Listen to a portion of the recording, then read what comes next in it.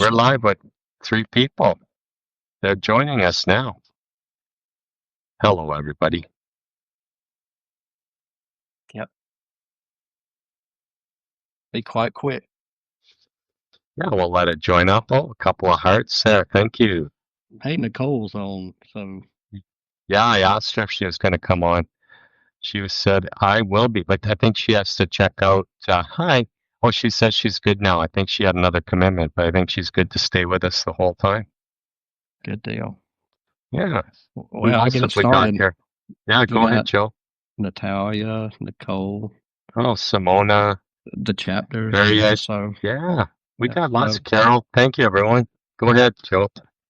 all right. Well, it's Joe with beautiful heresy again, but we're on the IAm Day thing today, so we'll talk about that and go from there. Um, wanted to follow up from the big event. We both taken a little bit of a breather now. I'm sure everybody noticed that my posting schedule has slowed down, but that's one because of being exhausted from IAM Day, and two because there's just been a lot going on, So we just want to touch base, and I got Richard with me, who's the creator of IAM Day, and we're going to discuss where it goes from here because it's going to get a lot more exciting as things go. And I'll let you step in, and then I'll jump back in. Thank you, Joe. Hey, hello, everyone, and thank you for joining us here this morning. Yes, IAM Day is behind us, September 24th. You know, that date, Joe, and those of you that have followed us for months, it just seemed like yesterday that we started talking about it, but yet it was months back that you and I met and started to collaborate to build this celebration, and that indeed is what I Am Day really was. It was a celebration of awakening, and a celebration in one day. With a lot of great speakers. We had so many wonderful people. Some of them are on the call with us, or the video with us today. I saw Nicole, and some of you seen her on the role here today. She was one of our teachers. Some of you contributed through your writings on Substack. So we really thank you for all that you did to help make this day a success. We had hundreds of people, Joe, joining us around the world. It was incredible. Yeah, it was. There was a lot of people, a lot more than I won't say more than I expected because I was aiming for 8 billion people. But um, we had a lot on there, and I think it's a springboard forward to where things go from here. And um, I think this is the part where I step in and I'll say I think one of the main tenets of IAM Day for me is I am very anti self help guru type person. I'm very much tired of the internet personalities that promise this and promise that and promise success and promise wealth and all this other gobbledygook is what I call it. I think in the short term it emboldens you short term. I think it feels good when you do it, but I think it's a lot more like a drug. It's a part time thing, and it lasts for a few minutes. And it's like I said, everybody walks out of a Tony Robbins event thinking they're going to be a millionaire next week, and by the end of the year, um, Tony's the only millionaire out there, and everybody else is still struggling. So IAM is very much for me a declaration, and I see it as something that if I don't live and we don't live and we don't embody and show people, it's basically words. And although I love words and I love writing, I don't want I am to go that way, and I don't want it to be an empty vessel promising anything. Richard. That's so well said. And the empty vessel, is what we're actually starting to create here. Joe and I, we've taken and built from the day which started the journey. And now we've created the vessel, I am awake.life, which is where we will, as a collective, join daily and start to unfold and bloom in our own way that your own awakening can make and have happen for you. So this vessel will feel different than the actual celebration of the day itself. As Joe and I have been discussing, there'll be a framework that helps people find us. There'll be options to contribute. There'll be places to feel, and it's going to be a collective comfort zone, if you will, to help ourselves feel real again and face the realities that we have here with us today in the world and how we show up daily. So that vessel will be, as I said, empty at first, but we are in the process of starting to fill it as we are even today. So Joe will be sharing a little bit later some of the ideas and themes that we will have throughout the year. So it will be something that everyone can get involved in, and it doesn't make and mark any particular individual. We want it to be inclusive to many. So that's how we're shaping this platform and the journey that you're here showing up today to be with us as we move forward. Joe? Yeah, so I think we talked about, and I think what we're going to do going forward is we're going to have monthly themes, and this month, we'll go ahead and talk about this now, Richard, and get it out of the way Sure, because I sure. think it's cognizant. I think we're going to have October is faith and fire, and what that means to me is, we all have our definitions of faith, and we all have our different ways of approaching faith and fire. And if you've read my blog, I'm more the fire than I am the other part. I'm not what people would call discreet with my beliefs in that area, but I think there's room for everybody's narrative, and so October is going to be that faith and fire. November is an important one for me. It's I am veteran, but it's going to be a veteran and PTSD because as we've discovered through this journey and through IAm and through even through my roundtable that PTSD is it's something I've never thought of outside of war fighting and outside of the military, but it's more common than I was aware of. So I wanted to address that.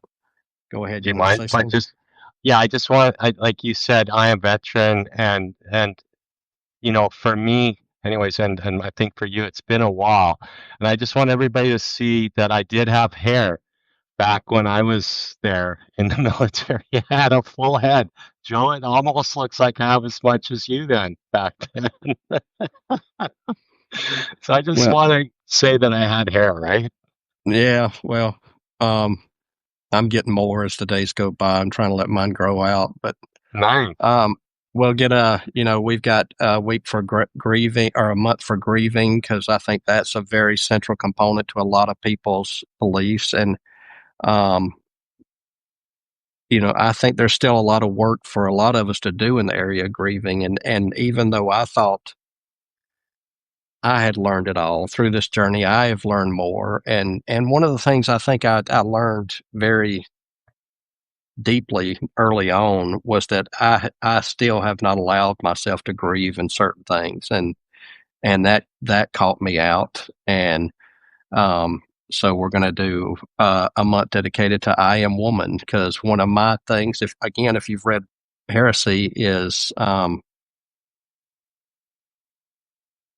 I, I, uh, it's hard not to do this or hard to do this and not feel performative about it. So I want people to take it as genuine because I wrote an article once about walking down the street in the afternoons and walking behind women and how I'd gotten to where I crossed the street to not follow them or at night when I'm walking, even if I'm walking my dog, I'll cross the street to to give them a little more space, because I think it's one of the areas that men suck at is we don't. I'm not a threat. I know I'm not a threat. They don't know I'm not a threat.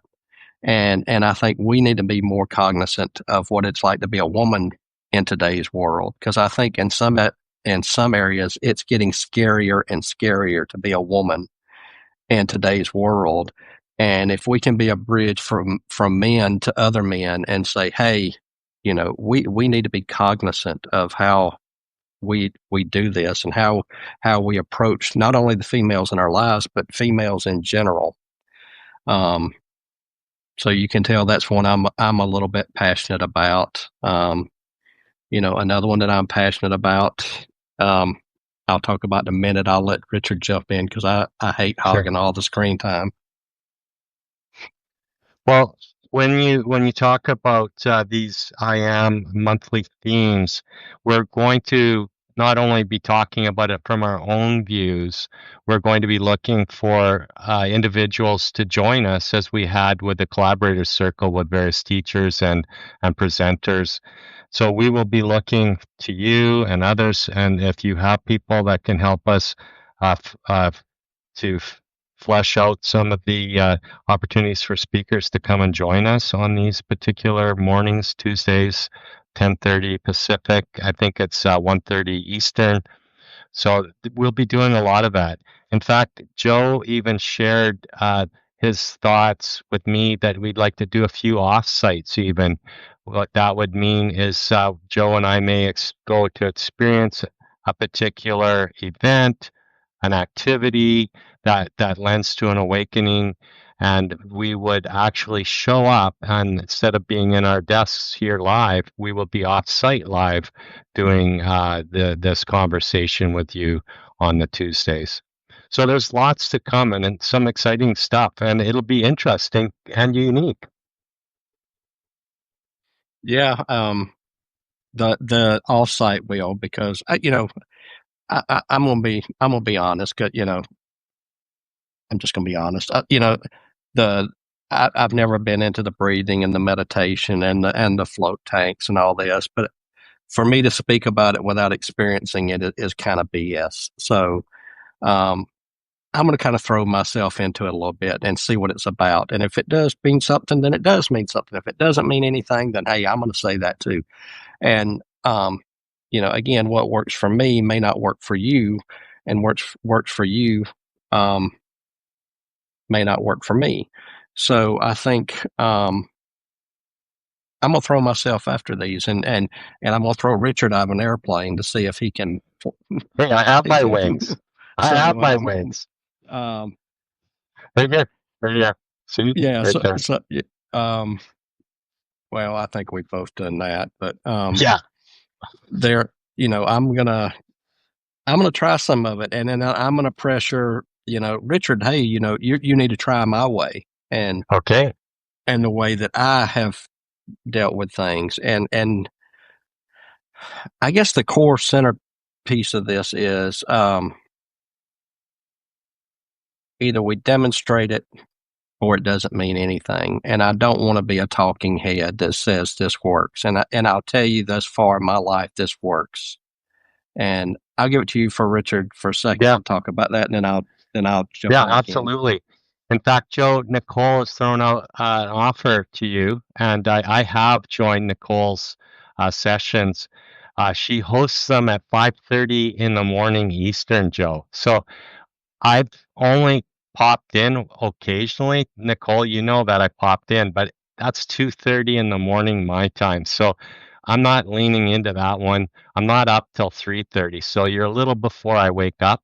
But Joe, I don't know, 5:30 is 4:30 your time, so you might be able to pop into one of Nicole's breathing sessions that she does and a meditation session she does. I don't know if it's on Zoom or Insight Timer, but she'll definitely send you an invite if you're open to it. Yeah, I'll try that. I'll try anything Okay. except that, Yeah. I did that. I did the Wim Hof thing. I tried that, but I'll tell you this: there's not four men on this earth that could throw me back in that cold shower again. I don't care who it is. No, nobody's getting me. I'm going to have my hot shower. But again, I think the I am is in, and I don't want to phrase this as just a healing thing. I want to approach it like, you know, uh, Scoville Shin minute. Your word is your wand, and um, I'm very cognizant, and I'm the type of person that I can't speak about something. I've been in sales for 30 years of my life, and I cannot sell anything I don't believe in. And one of the experiences that I had here lately was that I had jumped back into a career that I thought I loved, that I thought I would enjoy. And I walked in there, and the minute I walked in the door, I had this gut feeling that like this is not where I want to be. This is not what I want to do. And no matter how hard I pushed, I could not get myself in that mood. So, I decided there, and I'm not going to unveil it yet, what I decided I am. But I'll tell you this, I am going to make my life what I want it to be. And I have lived other people's lives for as long as I'm willing. And I am going to make a life that I enjoy and that I want to embrace and that I see. And I think, that is proof. And then we've got something. So other than just sitting here preaching and throwing words into the air and saying, hey, this is how you do it. This is what you do. You meditate for 45 minutes a day, and then wham, bam, you got a Lamborghini and a nice house on the beach. That's not how things work. And I think we all know that. But, I'm very sick, I guess, Richard, if not putting negativity out there, of the self help guru thing. I'm just tired of it. And Well, Joe, I understand, and so critical to be the person you want to be and show up how you feel you are and should be recognized. There's so much to that, and so many of us are wearing masks and showing up for things we don't enjoy. And that's whether you're, punching the clock or, working for the man or whatever you call it. It's like, are you really who you want to be? And it doesn't mean quitting a job, but for some it might be. I don't know. But really, showing up is so important, and that's what we're talking about, whether it's for some meditation, sitting mindfully, for some it might be an activity, or just sitting back, as you said, leaning back on your couch, Joe, with your laptop on your lap helps you unfold and open up. So that's different for everyone. As you know, Joe, I've told you, and I don't have a candle here, but on IAM Day, I had a candle burning all day to tie us together through that shared light that we all have as one. And for me, a ritual, and Nicole, you've known a little bit about my ritual, is that I'm up early and I set that intention and that environment where I sit outside 365 days a year, and I live in Canada. So some of you might anticipate that it can be either hot or cold, but that's my ritual. And that makes me feel real and showing up as to who I want to be. And that's how I found you, Joe. That's when I found your beautiful heresy. I was reading my Substack after I'd done that, where I was feeling very calm, very relaxed, and open to ideas and thoughts, and your Substack, Beautiful Heresy, came onto my feed, and I started reading it. I think you said I was one of your daily readers that commented on your Substack, and look where it led us, Joe. Here we are today. yeah, and again, I'm very cognizant through what I've written and what I've said and what the things I've said during IM Day, that if you don't, if you don't act on those articles of faith, and if you don't live what you say, um, and I've written stuff and I'm like, man, that's really cool. And then published it and then thought, man, do I have the do I have the guts to try this myself? And by and large, for the most part, I have. I'm not going to say all of it because there's I'm like any other human. There's always that temptation to keep your one foot on the solid ground and one foot out in the air and say, "Hey, I'm gonna test the waters and see how things go." And that very seldom works. I don't think it works in this world. I don't think it works in love. I don't think it works in faith. I don't think it works in a lot of things. You can't halfway be into anything. You have to be, if you are in love, you have to be in love. If you're embracing faith, you have to embrace it all the way. You don't go to the edge of the cliff and stick your toe out in the air and say, okay, well, let's see how this works out. You jump. And every time I've done that in my life, things have worked out.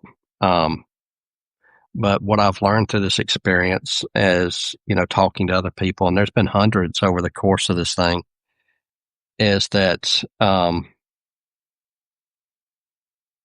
I've, through this things I've gone through, I've kind of ramped back on that. Now, I think that when we all get to this age, we kind of hedge our bets, right, Rich? I mean, we're like, I've invested this and I don't want to, I don't want to risk it again. Just on that note, yes, that takes effort, absolutely, because you extend yourself and show up, and that effort to get to that result, that's if you're focused on the outcome, is a lot of effort in a lot of cases for a lot of people. But I think instead of focusing on results now, we're cognizant of the fact that we want to focus on being present and being here now, rather than having to be pushing and striving and just feeding the machine and not being really present and calm, peaceful. Like, I think what you're saying is you're looking for peace, Joe. I think you're looking for some peace, not hope, not love. I think you're looking for peace, peace of mind, peace of heart. That's what I think most people are looking for. Joy could be part of it. And if you're not feeling joy, all those things, like if you have love, if you have peace, if you have mindfulness and kindness, then maybe that can lead to a sense of joy. And I think that's all we're looking for, Joe, is to have joy in our lives. And however that is for you or for me or for anyone on this live, for anyone in the world for that matter, it's about feeling joy. And we're trying to create that vessel for that opportunity for us as a collective here to join and be part of that joyful process. Yeah. And again, I'm a little bit more extreme because I've been in the business world and I've had these discussions with people in the business world before, not to get too deep into business, but as a business person, you go out there and I created a business and that business took off. And then I realized at some point that every day I walked in there, I was gambling everything that I'd worked for. And if I wasn't willing to gamble everything that I worked for to push to the next level, then we started falling off our game because the nature is to protect and guard what we had. Um, and I'll be honest, it ended up kicking my ass the last time. I mean, excuse my French, but that's what happened. I mean, I was trying to guard what I had instead of obeying what I knew to be the truth and what I knew I should have done, and it ended up biting me in the butt. And I don't know that it's I'm not going to sit here and say that I think it's peace because I don't think we all get peace all the time. I think life is chaotic as it is, and we have to embrace that chaos. But remember that we have the power to dictate how that chaos affects us and how we approach the world in the midst of that chaos because there's not always going to be peace. And I think I approach these lives like I approach my writing is that if I go out every day with the intention of writing or speaking and I want to reach one person that day, I want to help one person with that piece or I want to speak to one person in that live event and they come away with something, then I have fulfilled my mission, whether there's 1 or 500 listening to us.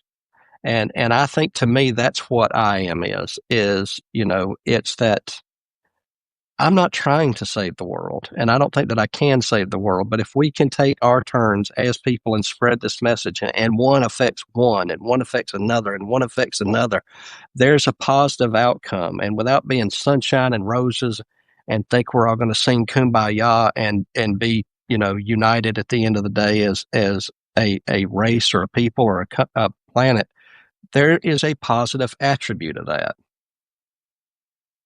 So I'll let you take it from there.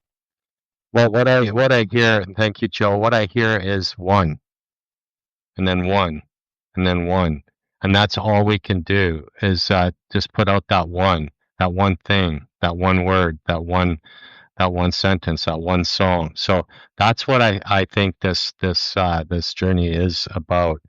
And we've had people here with us, Joe, for just about half an hour now. And I was wondering if anyone had anything they'd want to ask us. Ask anything that you'd like in the comments section.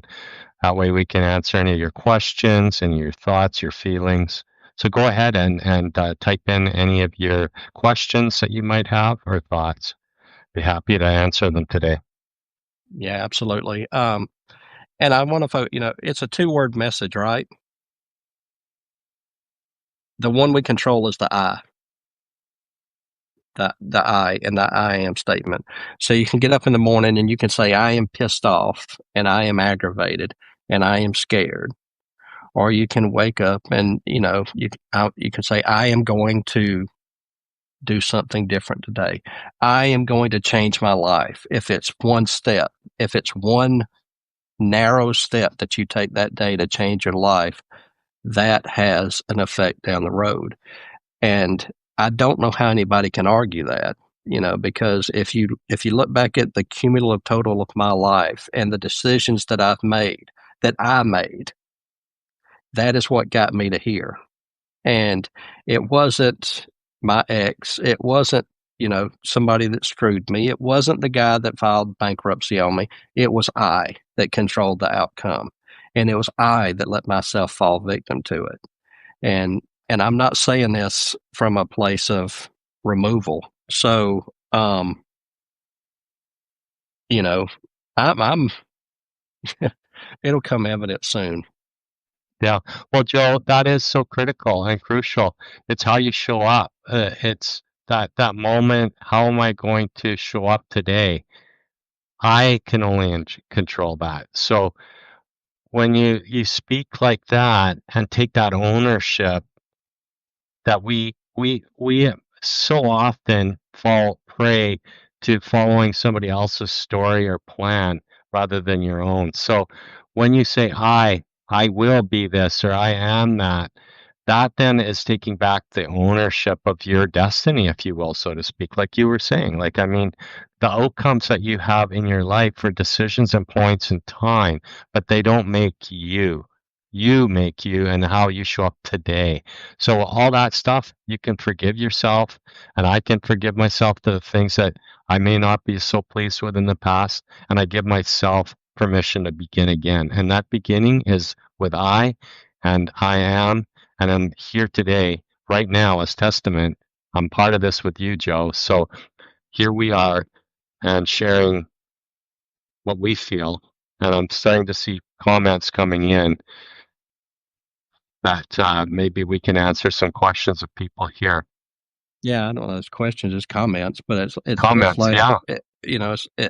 Um, being coming from depression to where I am now. I can say it's very much. I don't want to minimize what depression is to people, and I'll Uh-huh. say that. I never want to do that, but I can tell you that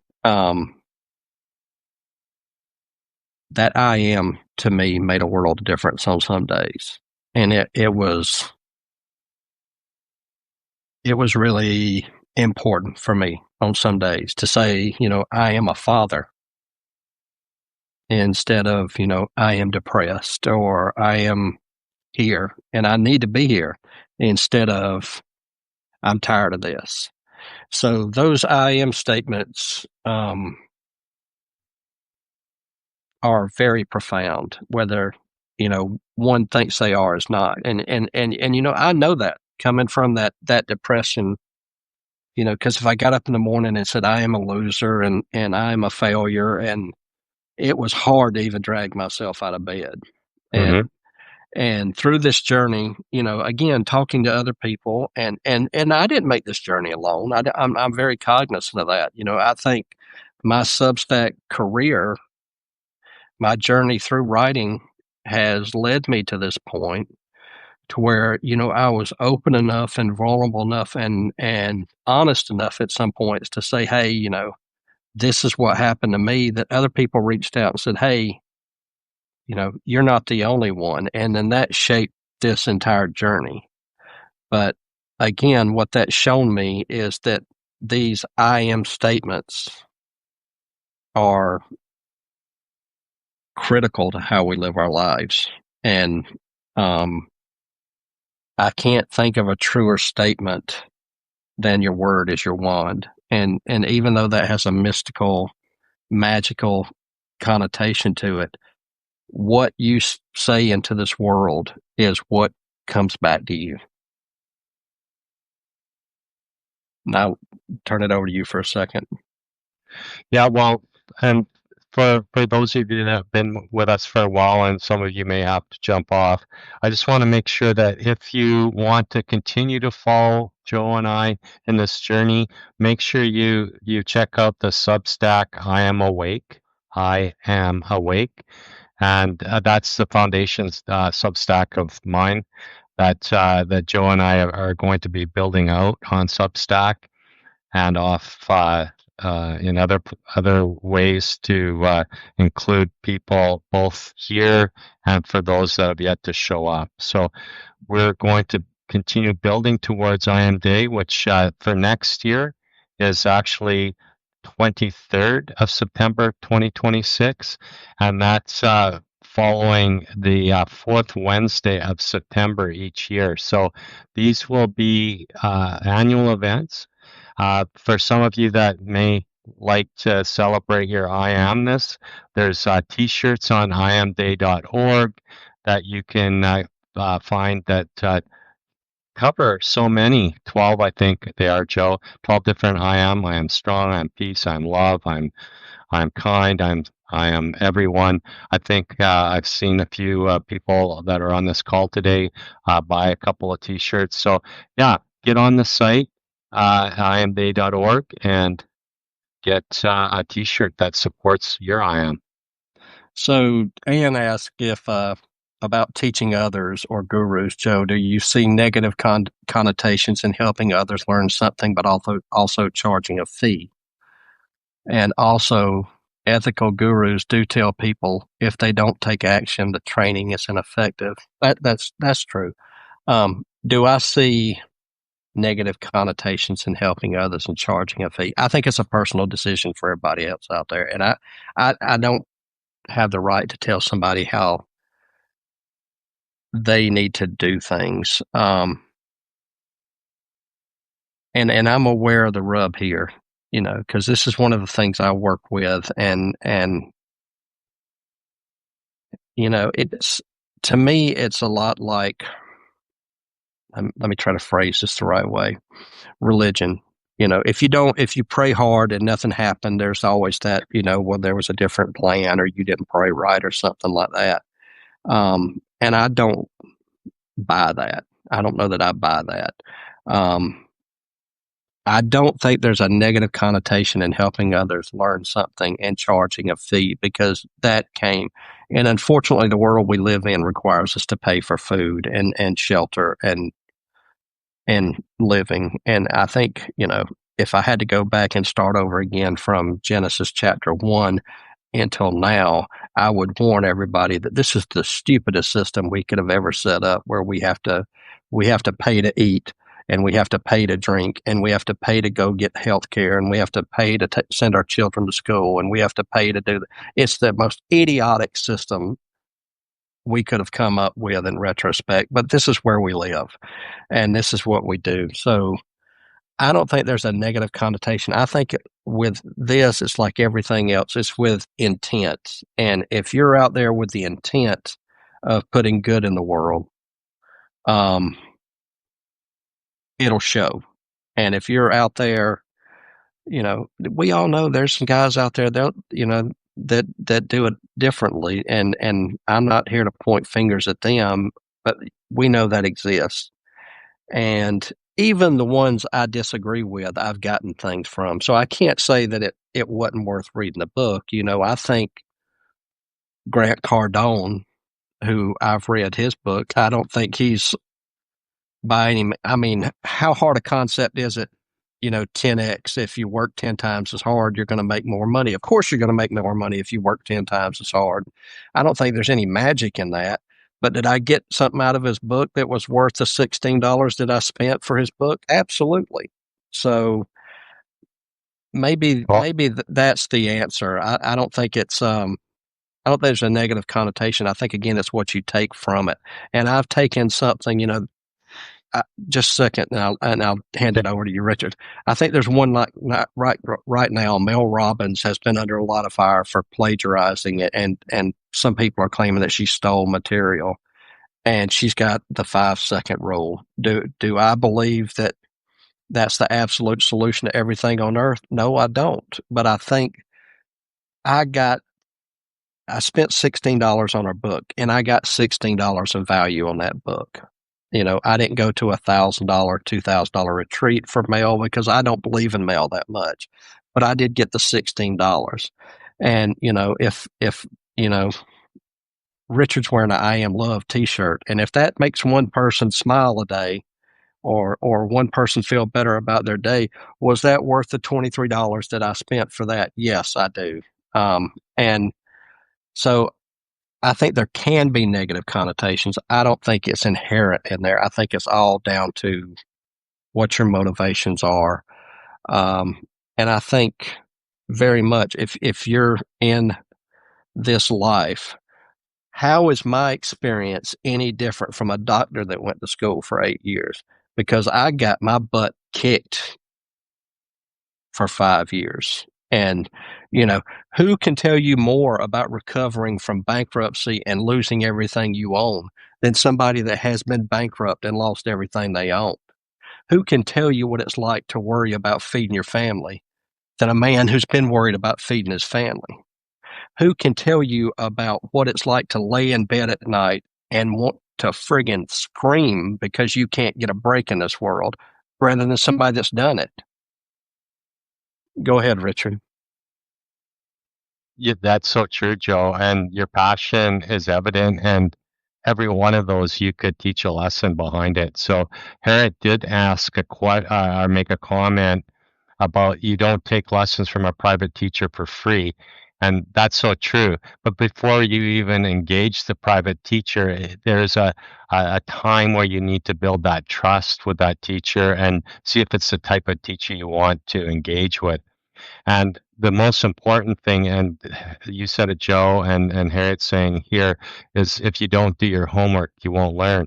And you talked about a $16 book, Joe, and I may have talked about this one before, and there's no benefit to me.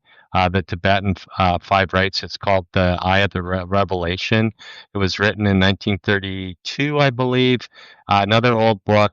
It's basically the Fountain of Youth, and for me, it was shown to me by one of our actual IAM Day teachers that we had on IAM Day, and she showed me this method of it's five particular exercises that you do each morning. It's kind of like a yoga on steroids, but it's for balancing your system and your life and so forth. It She had no benefit in sharing it to me, but yet the the outcome was that it was something that I was ready and looking for, and I've been every day almost for 3 years doing that routine faithfully every morning as part of my morning, ritual, if you will, so to speak. And that little $16 book, Joe, I had to read it because I wanted to find out more. It wasn't just about about the exercise she taught me, it's about I wanted to find out more. So when you're ready and you want to find out more, you're willing to pay if that's what it takes to get the private lesson, or put the time in if that's what it takes to get to the outcome. I don't know if I look any more youthful or not, but I sure feel it. And I think that is just another example of it's up to each person and where they're at in their circumstance, whether or not it makes sense. And it doesn't have to be a paid relationship. It can be just something that you found on your own and stay consistent with it in a practice that helps you become somebody that you're wanting to feel and be. Yeah. Thanks for that, Harriet. And to jump back on Ann's, two things. One is, I think this is an excellent question on Substack because I don't charge for my writing. My writing is free. And that's so you get to know me. And I want to say this in a way that everybody understands it. My writing is not me. I'm not trying to explain myself to you as a writer. I'm trying my best to become what I'm writing. And the truest representation of who and what I am comes across in those written words. And I did an article one morning about this, about at 4 a.m. in the morning, I'm the bravest SOB on this planet. I can say anything.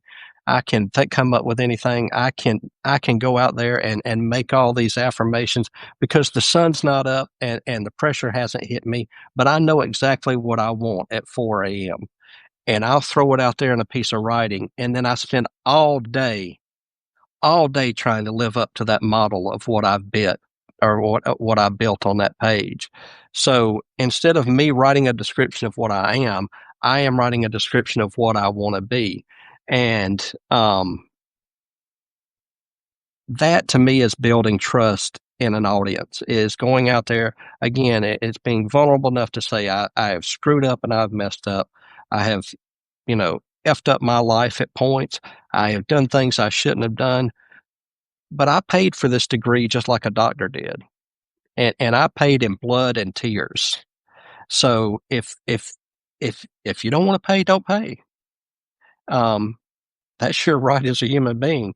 But do I feel like, you know, some of these people out here have earned the right to do it? Absolutely. I talk about it all the time, and I've had those guests on the round table, people that have lost wives and children and and they're, like Harriet says, they're leading by example. I can't understand, I can't even comprehend what it would be like to lose my wife and child, and then to step back out in the world and put it on paper and said, I am here for other people. I am here to help you grow through your grief. Because it would be such a horrendous event that, you know, that's the event in life that turns people so dark and so bitter and nasty, Richard, that they never come back from it. But to come out there and say, I've been through this and I want to lead you through this, but I've got to make a living, I think it's more honorable than 90% of the professions out there. Well, Joe, it's so on point as you mentioned about that dark place that you go. But I wrote a note this morning about that, specifically about the darkness, that you must go to the dark spot to actually find out who you are before you can open up and share that love back out again. And that sometimes takes a long time in the dark and the quiet and the reflective time that you need to take. Where am I? The grieving, the loss, the just the aloneness that sometimes darkness brings. But if you want to think about it as a positive, that visit that you talked about as in the float tank is putting us into the dark space so that we can find ourselves in there and then emerge, and hopefully emerge as a new person, if you will, so to speak, someone that can show up and be the person that others see in you exactly, because so many of us don't see who we are is other people see who we are. So whether it's showing up, leading by example, uh, it's it's that darkness and the time spent there that allows us to have the light. So it's that dark and light. It only happens if there's one, not the other. It has to have both. So many of us have entered that dark space. Some of us write about it on Substack, and others are already through it and are sharing what it feels like to be out of it. And Joe, you've had both sides. I've seen them both in your writings. And that's what a being awake is about. It's about both. It's about the darkness and not being ashamed of it, because you said yourself and others have felt it, the shame that can come from an event like being bankrupt or losing a marriage through divorce. All those things can be pressure and overwhelming for you. But here we are today in a space and a collective talking about it openly, you and I, and people are here listening and responding with their comments. So I think this is an impactful space that we're in. Oh, I know it is. It's like I said, I think, it's like they talk about looking into the void, and you talk about shame. You've got to be able to say, I walked to the edge, and, and do it plainly and say, I have thought about killing myself, but I found reason to do otherwise because, like I said, I am a father. I am a son. I am a husband. I am a good person. I am going to stay here and I am going to fight for my life. And these statements, you know, when we're discussing I am, it's like I said, I'm not sitting here saying I am a multimillionaire. I don't give a damn about being a multimillionaire anymore. I did at one point in my life. What I care about is being able to face those demons and turn around and say, I am not that. I am not this darkness. And I think we can all go to that place in our lives. And whether we choose to admit it or not, we can all go to those spaces. We have all been to those spaces where, we face that darkness and that depression and that, you know, I talk to people every day that are there. I talk to myself and I've been there.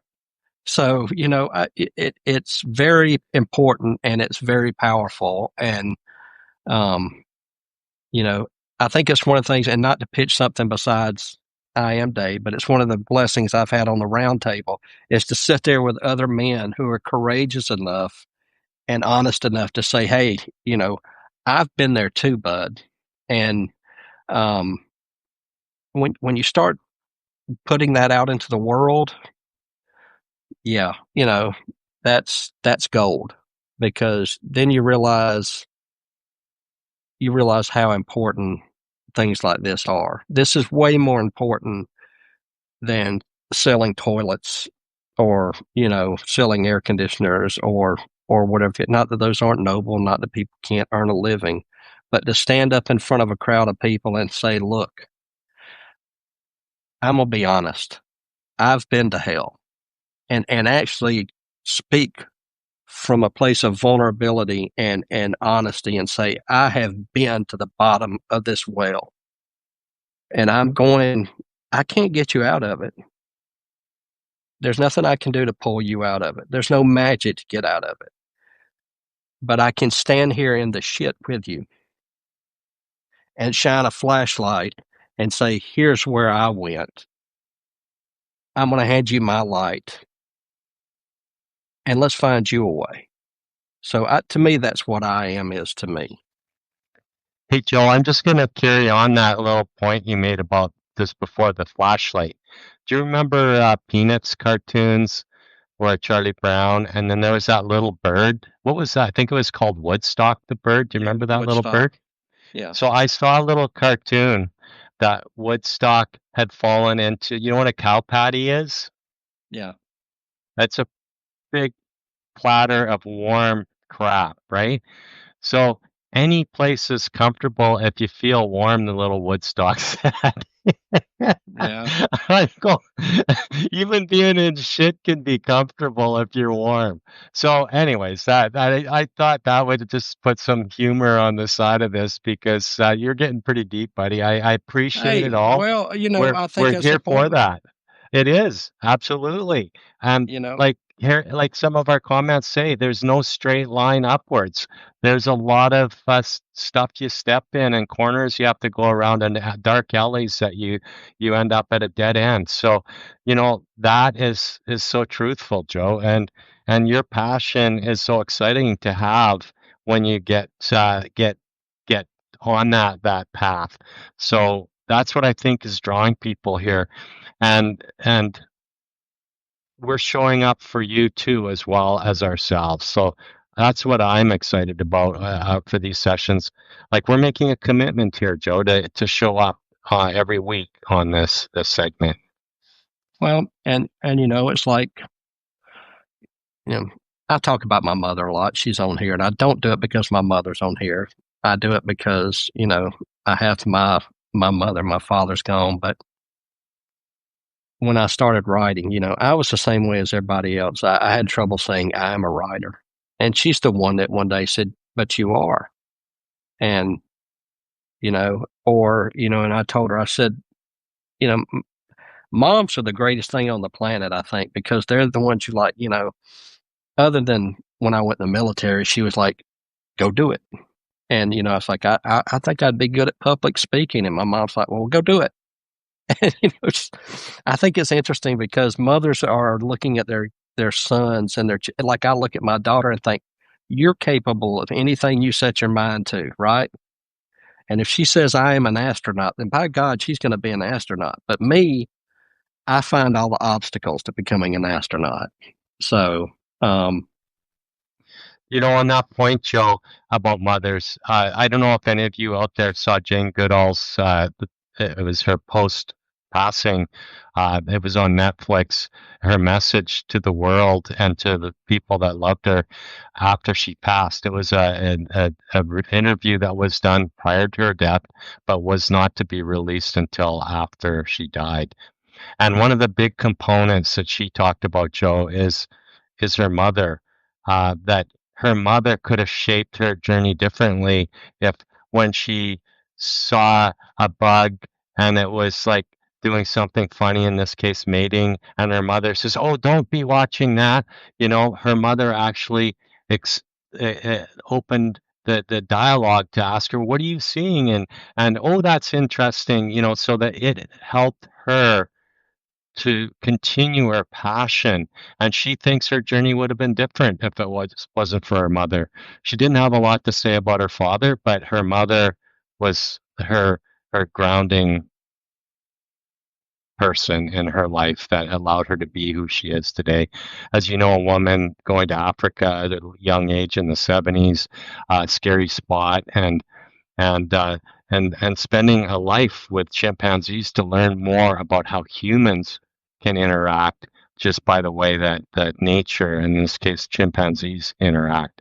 So a big shout out to Jane Goodall and all that she did in the world.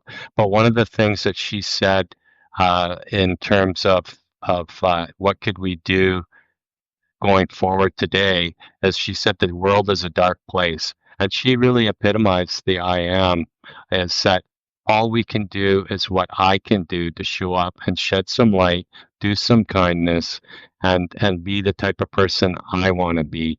And that can change a world. And it's not 8 billion, it's one at a time. So that's a message from a person that was on this planet and shared a lot of love and shared a message that we can take today and make part of our life. So I just want to give a shout out to Jane Goodall on that. yeah. And I think everybody watching and everybody that reads, you should comment every day on my post and the I am day. And when I say I am going to do, or I am, I think that the comment should be show Perfect. me. And I think that's what this is to me. I'm saying this is truth.